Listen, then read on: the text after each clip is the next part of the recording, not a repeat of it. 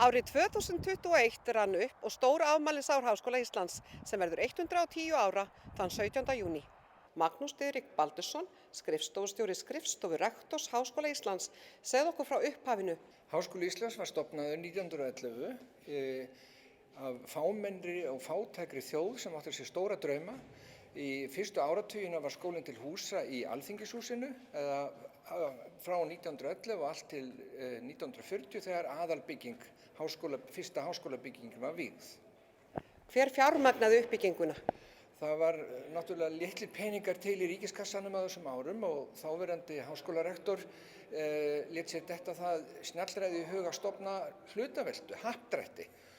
Happdrætti Háskóla Íslands var þetta stofnað upphaflega til að fjármagna bygginguna og það gekk alveg einstaklega vel. 110 ára gleðilegt afmælisár rétt að byrja og segðu okkur frá væntingum og framtíð þess. Ég held að segja megi að draumar þeirra sem stóðu að stofnun háskólans 1911 hafi ræst og gott betur. Háskólinn hefur aldrei verið sterkari. Hér eru 16.000 stúdentar. Háskólinn er mjög alþjóðlega tengdur og virkur og við erum að setja okkur nýja stefnu núna til næstu ára svo að framtíðin er björt. Og stórt afmælisár framundan og hátíðahöld í sumar. Sólveig Damar Þórisdóttir, blaðamaður hjá Stúdentafréttum, ræddi við Magnús Diðrik Baldursson.